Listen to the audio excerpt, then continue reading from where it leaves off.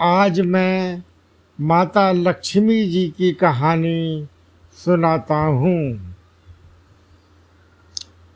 इसी दिन समुद्र मंथन के समय क्षीर सागर से लक्ष्मी जी प्रकट हुई थी और भगवान विष्णु को अपना पति स्वीकार किया था। कथा इस प्रकार है।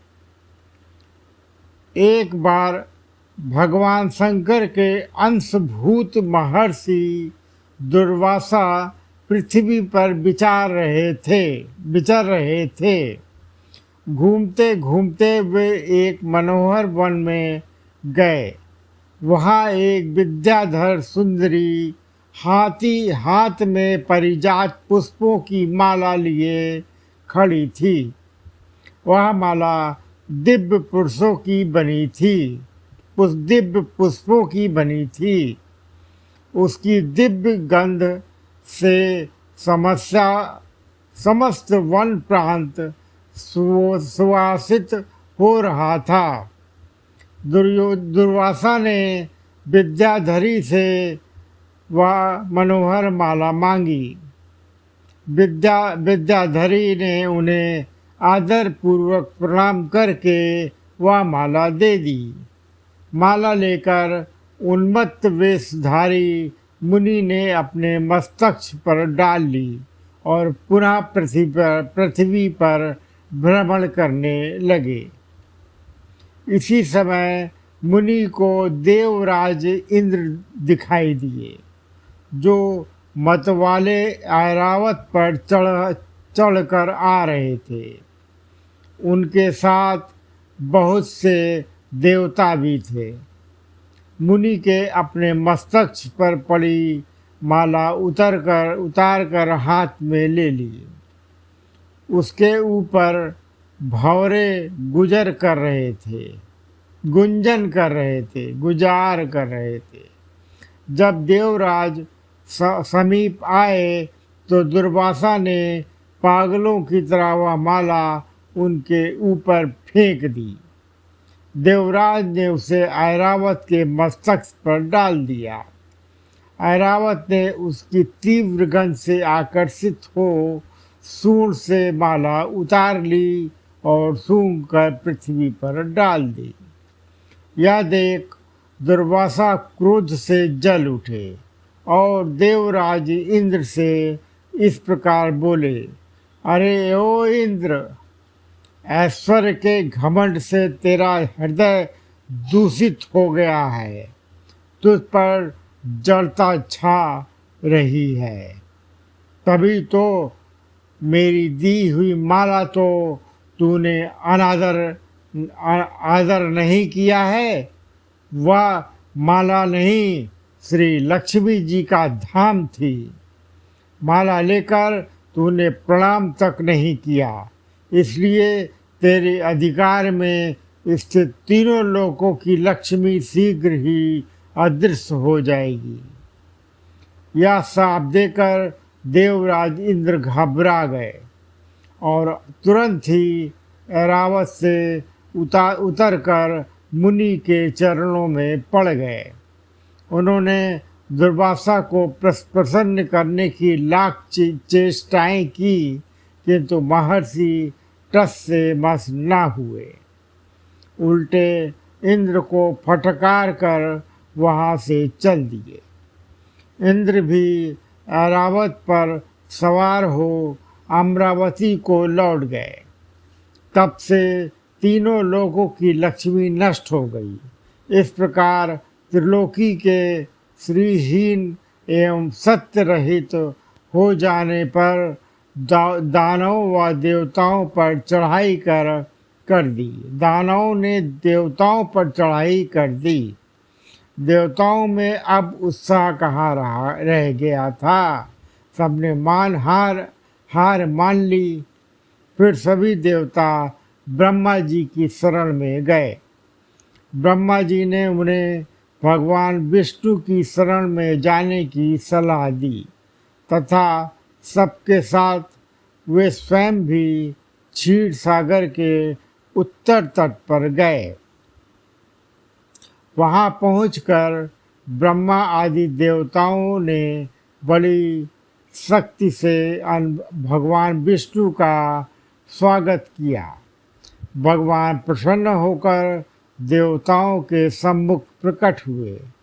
उनका अनुज अनुपम तेजस्वी मंगलमय विग्रह देखकर देवताओं ने पुनः स्तवत किया। तत्पश्चात भगवान ने उन्हें क्षीर सागर को मथने की सलाह दी और कहा, इससे अमृत प्रकट होगा। उसके पान करने से तुम सब लोग अजर अमर हो जाओगे। किंतु यह कार्य बहुत दुष्कर, अतः तुम्हें देवताओं को भी अपना साथी बना लेना चाहिए। मैं तो तुम्हारी सहायता करूँगा ही। भगवान की आज्ञा पाकर देवगण दैत्यों से संधि करके अमृत प्राप्त के लिए प्रयास करने लगे। वे भांति भांति की औषधियाँ लाए और उन्हें क्षीर सागर में छोड़ दिया। फिर मद्रांचल पर्वत को मथानी और वासुकी नागराज को नीति रस्सी बनाकर बड़े वेग से समुद्र मंथन का कार्य प्रारंभ किया। भगवान ने वासुकी की पूंछ की ओर देवताओं को और मुख की ओर दैत्यों को लगाया।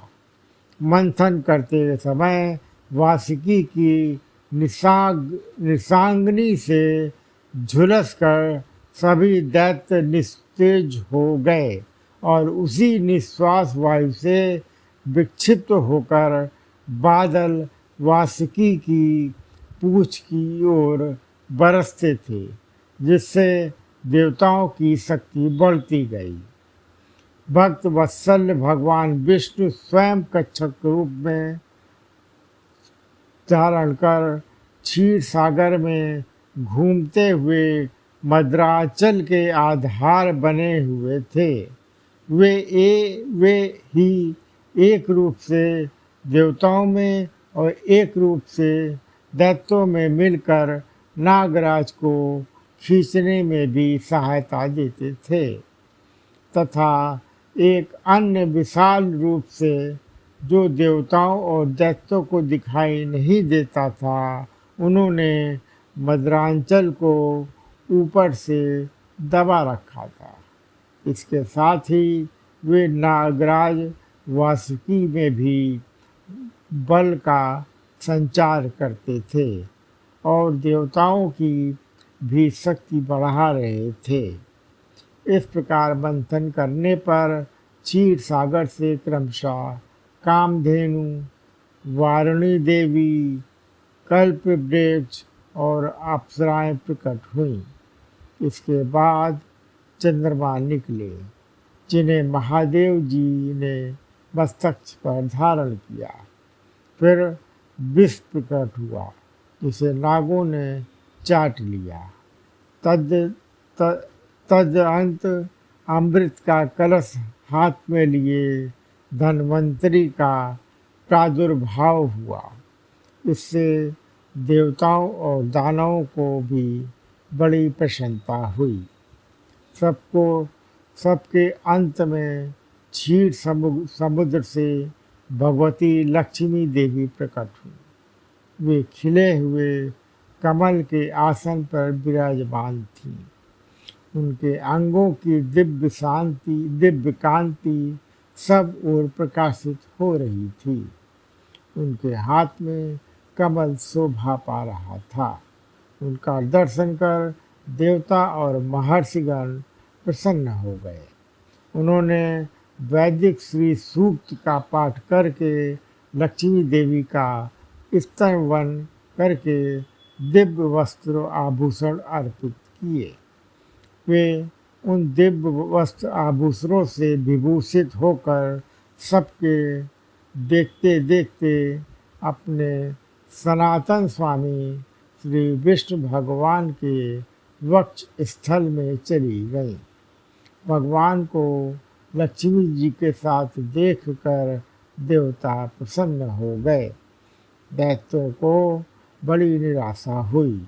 उन्होंने धनवंतरी के हाथ से अमृत का कलश छीन लिया, किंतु भगवान ने मोहिनी स्त्री के रूप से उन्हें अपनी माया द्वारा मोहित करके सारा अमृत देवताओं को ही पिला दिया।